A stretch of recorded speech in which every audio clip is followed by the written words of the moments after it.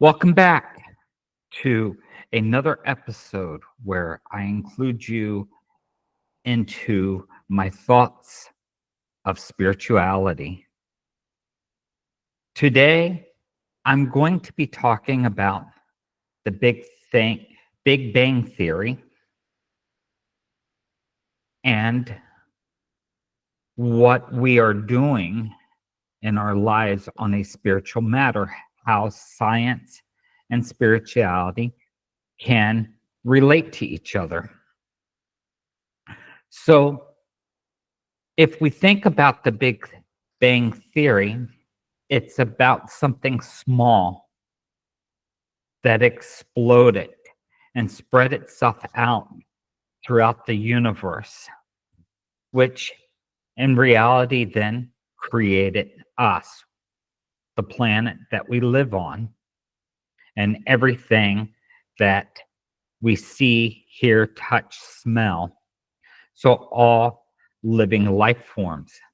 Excuse me.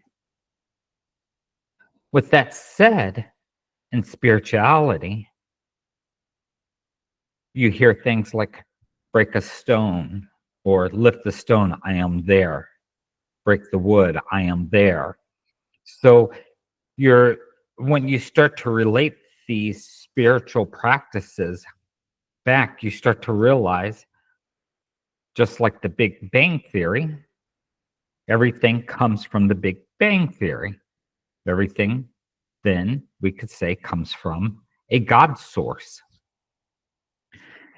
And this is where things get interesting.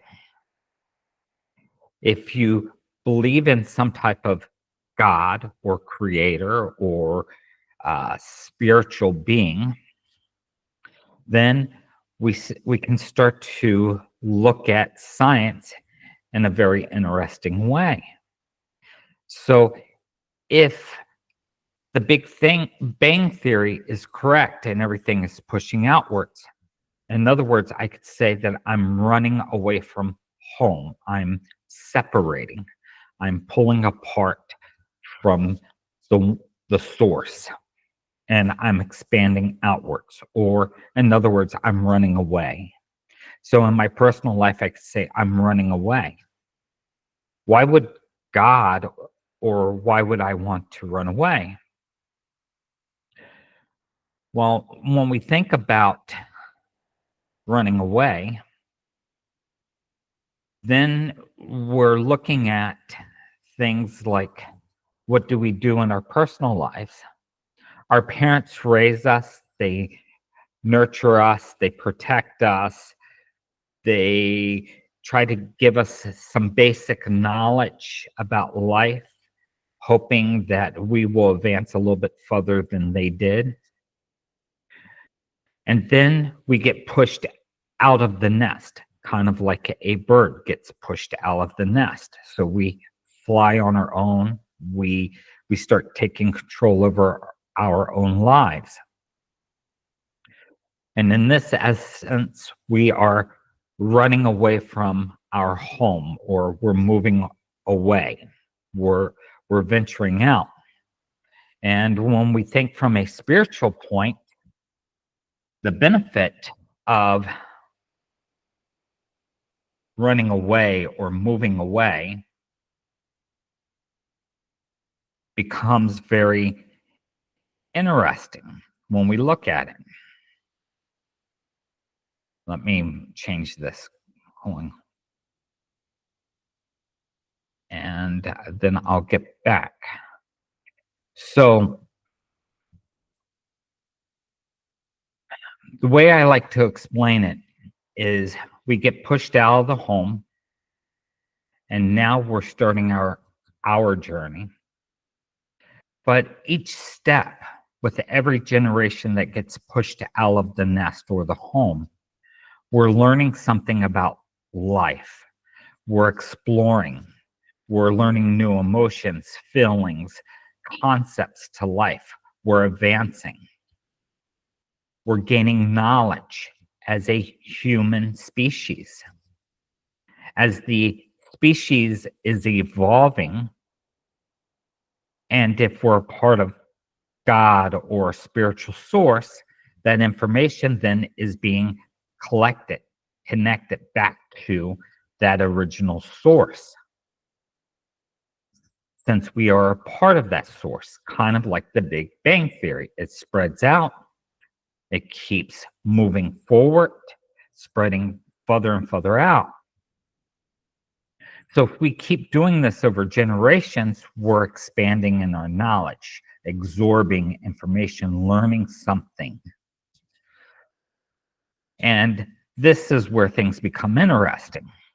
So at some point in time, kind of like stars that die and implode in on itself, at some point in time, everything dies, everything implodes in on itself. Or could we say, at some point in time, we stop running and we're ready to go home? So now we're working on our spiritual journey to start going, there's no more knowledge that I need. And it's time for me to start heading home. And in this instance, a lot of good things can happen because of now you're stopping. You're stopping the chaos, you're stopping the mess that you're creating. And now you're focusing back in on yourself. What have I learned? Who am I? What can I give to the world that's on their journey? And you start to realize that you want to be a part of something greater than yourself, which is connecting back to the original source, because of it feels like home, it feels good, it feels warm, it feels right. And you cannot put a word to encapsulate that feeling. You just know that it's right. It's the right thing to do. And this is where I tell people, taking the time to understand the history of things, taking the time to research every religion, every spiritual practice, you start to gain a broader understanding about a spiritual path. Like I go back to the Big Bang. If everything is spreading out, kind of as if God is spreading out, then we can turn around and start realizing that we're on a spiritual journey, no matter what we're doing.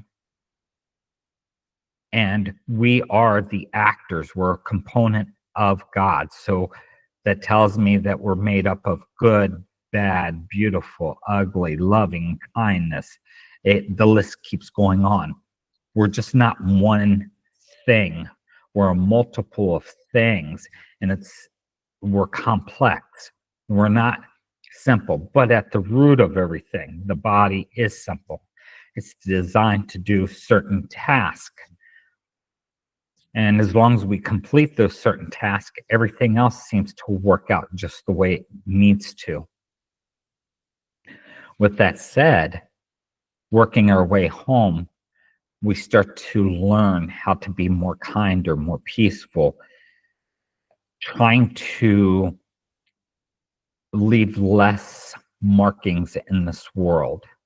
In other words, it's no longer about fulfilling my ego, my wants, but more about leaving things kind of like cleaning up your room. You want to leave things kind of clean without creating messes. And that's the hardest part for many people to understand, is keeping things simple. Sometimes keeping things simple, you don't create that many messes. you do more good than damage. And this these things do matter at the end of the day. We're all either running away or going home. When you really sit down and think about it, what is the life? You're born. And eventually, as you're running through life trying to get somewhere, but you don't know where, and by the time you get there, you're all worn out, you're tired and exhausted, and you look around and you're like, where did I run to? What did I get? Because by the time you get there, you're going to end up passing anyway. So you're running to pass. And when you pass, you're going to head back. But why did we run through life? Why were we so afraid that we were running towards something, but we don't know what that something was? And when we attain something, we're not satisfied, or it's time to go. And I find this very interesting. And this is the reason why in spirituality, you always hear smell the roses. Take the time to smell the roses. In other words, it's saying slow down and enjoy whatever there is in your life at this moment. Be fully into it, good, bad, or indifference. You know, in the military, in the Marine Corps, we have the word enjoy the suck. In other words, it sucks so bad that if you don't enjoy it, you're going to be so miserable. So you might as well be in that moment and enjoy it. In Buddhism and meditation, they tell you go within the pain, go into the pain, live with the pain. And by concentrating on the pain and realizing that the pain is there within your body, pain starts to somehow just kind of disappear or dissipate. These are very interesting concepts. They both have a spiritual meaning. They're both talking about the same exact thing. One is doing it in a spiritual context. One is doing it through the military, trying to get you convinced everything's in the mind. And when you start to understand things like this and can relate science, things that you're doing in your personal life, and see it in spirituality, you start to realize that you were always on a spiritual journey. Well, I hope this information helps you. And if you have experiences that you would like to talk about, or if you'd like to discuss this further, leave me some comments. I will reply. Maybe someone else will reply to you. But at the end of the day, we're all in this together. And we could say we're all just family. With that said, you take care today. And I hope you enjoyed this content that I am delivering to you. My friends, take care.